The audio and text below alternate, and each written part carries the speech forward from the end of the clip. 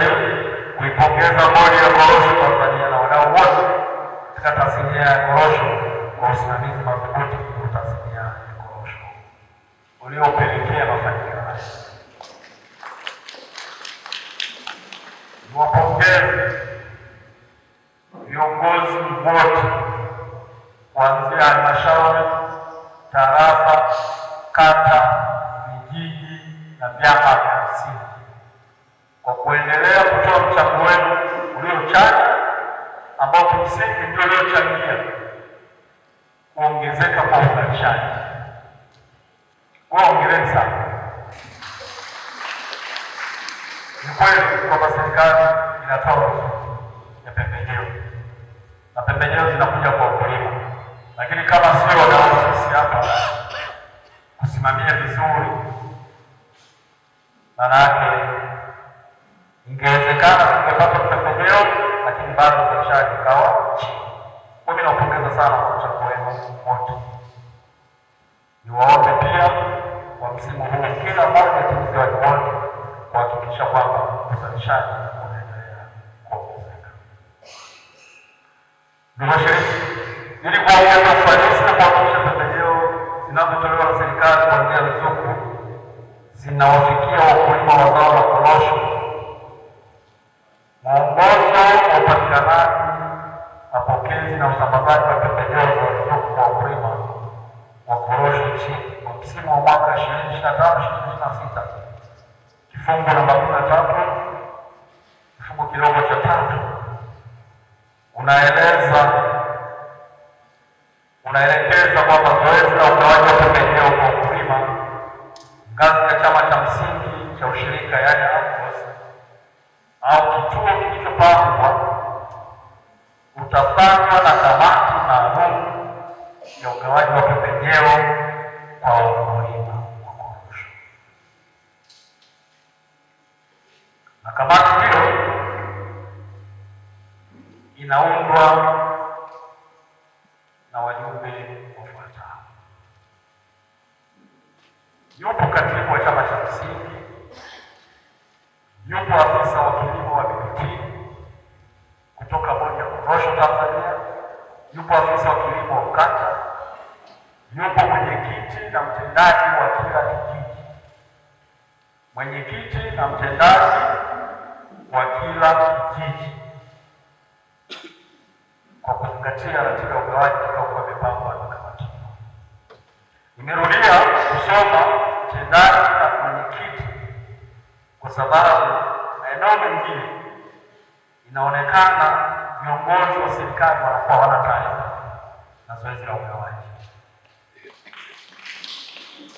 Tunakwenda kuuliza kwa viongozi wetu wa vijiji namna zoezi lilivyokwenda, wanakuwa hawajui. Wanasema taarifa nazo katibu wa chama cha msingi. Jambo hili singependa kuliona linaendelea kujitokeza. Ugawaji wa pembejeo utasimamiwa na kamati iliyohitaji. Lazima wote mshirikishwe, wote, ndipo ugawaji uendelee. Hivyo naomba kutoa maelekezo kwa watendaji wote kwamba ni marufuku kwa makatibu wa vyama vya msingi kugawa pembejeo bila uwepo wa kamati maalum ya ugawaji wa pembejeo. Kufanya hivyo kutakuwa ni kinyume cha mwongozo wa usimamizi wa pembejeo na ruzuku kwa msimu wa 2026/2027 na hatua stahiki zitachukuliwa dhidi ya yeyote atakayekiuka utaratibu huo. Ndugu washiriki, kamati hiyo pamoja na majukumu mengine iliyonayo itakuwa na jukumu la kuratibu zoezi la ugawaji wa pembejeo katika kijiji husika, kupanga ratiba ya ugawaji wa pembejeo, kushiriki katika mapokezi ya pembejeo na kutoa taarifa ya zoezi la ugawaji wa pembejeo kila wiki au pale itakapohitajika. Kwa muktadha huo, ni waelekeze maafisa tarafa na watendaji wa kata wote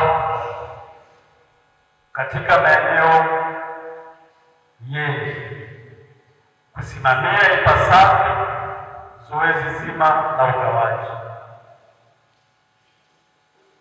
Nimeeleza hapo mwanzo kwamba wakati mwingine tunahitaji taarifa ngazi ya wilaya, tukija kwa viongozi wetu huko chini nasema hamna taarifa.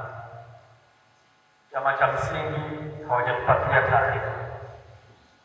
Sasa mtendaji wa kijiji, mwenyekiti wa kijiji hapo kwenye kamati, mtendaji wa kijiji hakikisha mtendaji wako wa kata anapata taarifa kila mnapopokea na mgawa pembejeo.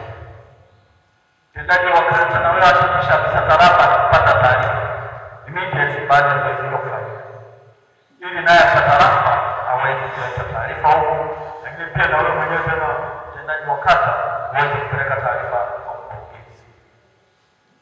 Kwa ofisi zote kwa wakati mmoja utapata taarifa kwa haraka bila kuchelewa. Na sisi kama wasimamizi wa shughuli za serikali za kila siku, kama watendaji na wenyeviti wetu, tutajitahidi kwenda kusimamia na kuondoa na kutatua changamoto zilizotokeza wakati uliopita, na tuhakikisha kwamba salfa na viuatilifu vingine vitagawiwa katika haki, na tuamini hivyo. Kwa niaba ya maafisa wenzangu wa kata na afisa kutoka bodi ya korosho, maafisa kutoka bodi ya korosho, tunashukuru pia uongozi wetu wote bodi ya korosho. Tunashukuru mgeni rasmi kwa kutuwezesha kupata haya mafunzo ya muda mfupi, na wageni wote walikuwa makatibu wako, si wenyeviti wa vijiji, watendaji na watu wote kwa